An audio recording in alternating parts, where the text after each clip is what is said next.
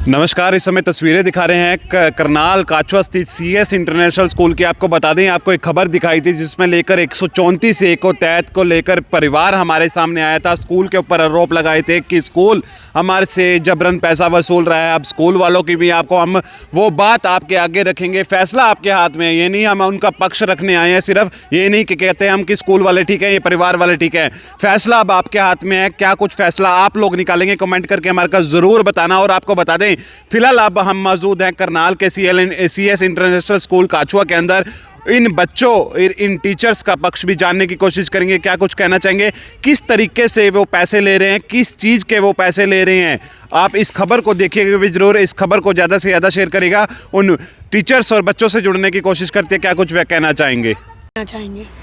मैं सिर्फ है ना, जो अभी तक 2 दिन से वो जो स्टेटमेंट दे रहे हैं पेरेंट्स जी, नेहा के पेरेंट्स मिस्टर सतीश, उसको डिफाई करना चाहूँगी। उन्होंने ये कहा है कि हम बच्चों को तंग कर रहे हैं, हम बच्चों को एग्ज़ाम नहीं देने दे रहे हैं। और इवन उन्होंने दूसरे और कुछ पेरेंट्स को भी अपने साथ इन्वॉल्व किया था और उनको वो लेके गए थे डीओ ऑफिस के अंदर अपना कंप्लेंट रजिस्टर कराने के लिए कि इन बच्चों को भी तंग किया जा रहा है। हम इनसे 50-60,000 रुपीज़ इनसे चार्ज कर चुके हैं। और ये बच्चे मेरे सामने यहाँ पर खड़े हुए हैं और मैं इनकी स्टेटमेंट आपके सामने दिलवाती हूँ कि इन्होंने हर एक एग्ज़ाम दिया है और हमने इनको बिल्कुल भी मना नहीं किया था एग्ज़ाम के लिए। और इवन मतलब कि वो उनको वहाँ साथ में लेके गए थे यहाँ। और यहाँ पर बच्चे जो हैं वो डेली स्कूल में आ रहे हैं और उनकी कोई भी स्कूल से कोई कंप्लेंट नहीं है। उन्होंने जस्ट अपने फ़ायदे के लिए उनको इकट्ठा किया, वहाँ पर लेके गए, डीओ बीओ ऑफिस के अंदर लेके गए कि जिससे कि उनका जो स्टेटमेंट है, जो उनका पक्ष है, वो मजबूत हो सके। मैम, जो सतीश जी थे, नेहा के फादर जो थे, उनके ये भी आरोप थे, वो स्लिप लेके, रसीदे लेकर आए थे कि एनुअल चार्जेस लिए जा रहे हैं, जबकि 134 में उनका एडमिशन हुआ था बच्चों का। अब आप ये बताइए कि उन्होंने आपको दिखाया होगा क्या उसके अंदर कोई स्कूल का नेम था या फिर नीचे मेरे सिग्नेचर थे या स्कूल की स्टैम्प थी मैम उनके पास? नहीं, क्या उसके ऊपर नाम था स्कूल का? लिखा होता है मैम, स्कूल की नहीं, वो तो जो थी, वो जो उन्होंने फीस डिपॉजिट की है उसके अंदर क्या आपने देखा कि क्या वहाँ पर ट्रांसपोर्ट चार्जेस के अलावा एनुअल चार्जेस लिखे हुए थे? आप उस चीज को देखिएगा। 18,000 रुपए की स्लिप थी उनके पास। नहीं, मैं आपको वही बता रही हूँ कि उसके ऊपर स्कूल के कोई भी नाम नहीं था, कुछ नहीं था। वो मेरे पास उस दिन मॉर्निंग में आए थे, बोल रहे थे कि क्या मुझे फ़ीस डिपॉजिट करानी पड़ेगी। मैंने बोला कि वो आपको करानी पड़ेगी। और वहाँ पर फ़ीस का मतलब क्या था, 134 स्टूडेंट से हम उनसे सिर्फ ट्रांसपोर्ट चार्जेस लेते हैं।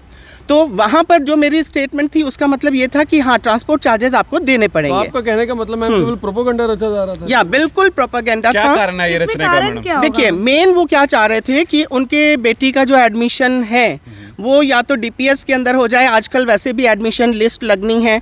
अगर किसी चल रहे हैं तो उनका करनाल में किसी स्कूल के अंदर उनके बच्चे का एडमिशन हो जाए। तो मेन उनका ये था और उसके कारण से वो हमें भी हरास कर रहे हैं। वो ये कह रहे थे कि हमें हरास किया जा रहा है, लेकिन अल्टीमेटली दे वर हरासिंग अस। और किस तरह का हरास कर रहे हैं वो आपको? नहीं, अब आप ये देखिए, लास्ट 2-3 डेज से ये स्कूल की गुडविल ही खराब कर रहे हैं ना।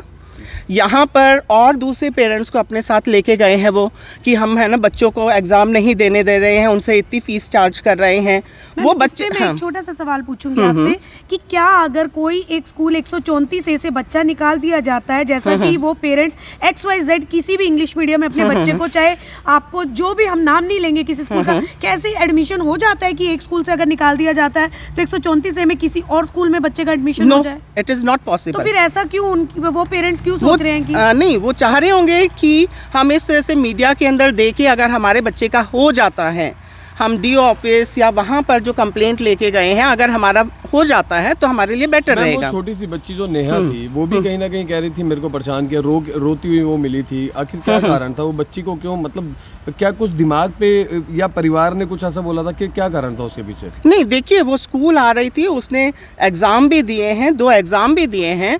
और वो मैं बीओ ऑफिस के अंदर भी मैं वो दे के आई हूँ। और मैम, जो बीओ मैम थी, उन्होंने भी देखा है कि बच्चे ने एग्ज़ाम दिया है। तो ये सब किस लिए हो रहा था?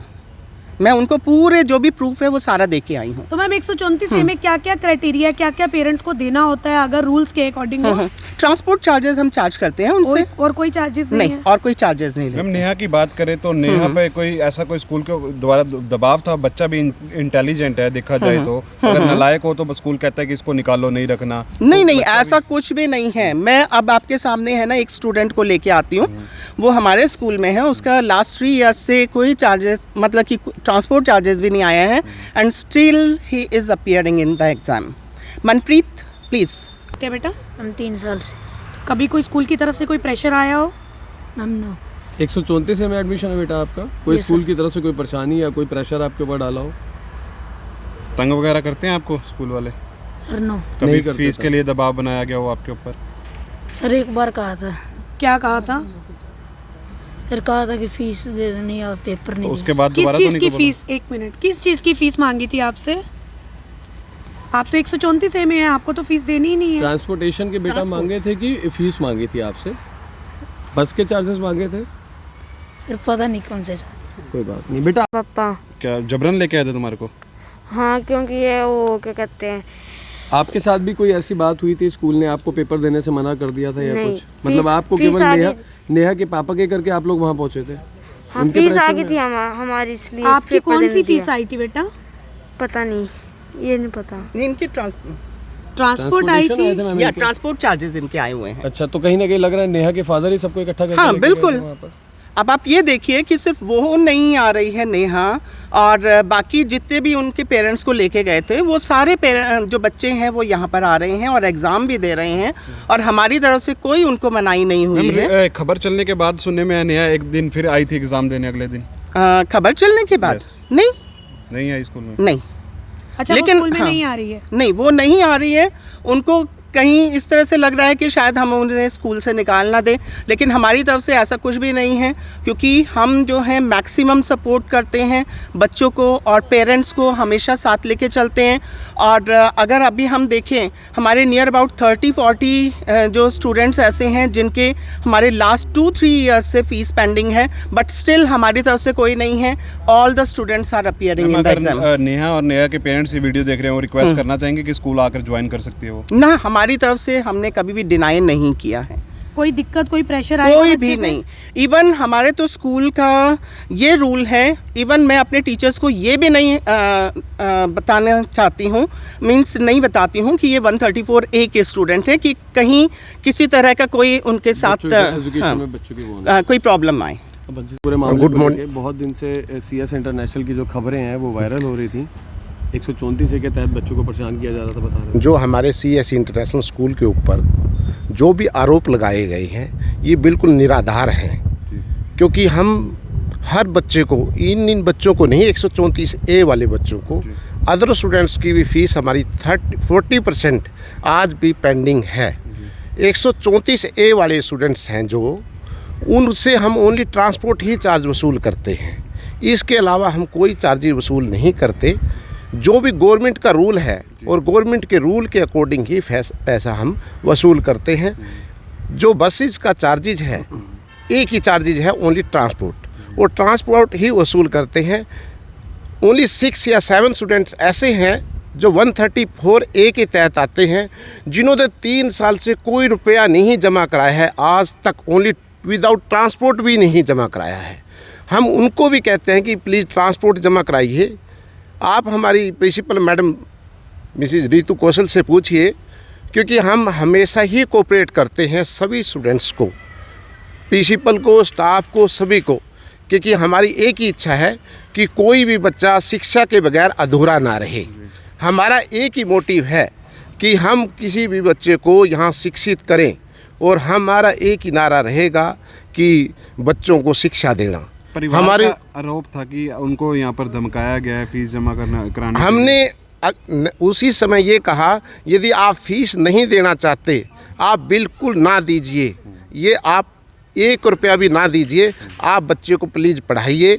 हमने ये बात कही थी। ओनली वो जो कंसेप्ट उन्होंने कहा है 5000 का, वो खुद कह रहे थे कि मैं 4000 दूंगा। मैंने कहा कि भाई साहब यदि देने हो दें, ना दें तो ना दें, कोई ऐसी बात नहीं, आप बच्चे को पढ़ाइए। ये बात हुई थी हमारी। और हम यही आपसे आशा करते हैं, मीडिया से भी आशा करते हैं, हम एक सच्चाई दिखाएं और एक सच्चाई के अलावा और कुछ ना दिखाएं। जानना चाहता तभी हम लोग स्कूल में एंटर हुए थे, लेकिन स्कूल की तरफ से जब कोई जवाबदेही नहीं आई तब वो खबर चलानी पड़ी। सर उसका एक रीज़न था, क्योंकि 2 एग्ज़ाम चल रहा था, दूसरे बच्चे डिस्टर्ब नहीं होना चाहते थे, करना चाह रही थी प्रिंसिपल मैडम। प्रिंसिपल मैम ने 2 बजे का टाइम इसलिए दिया था क्योंकि भाई हम एग्ज़ाम कंप्लीट हो जाए और 2 बजे के बाद मैं अपना पक्ष रख सकूं, इसलिए ये प्रॉब्लम आई थी।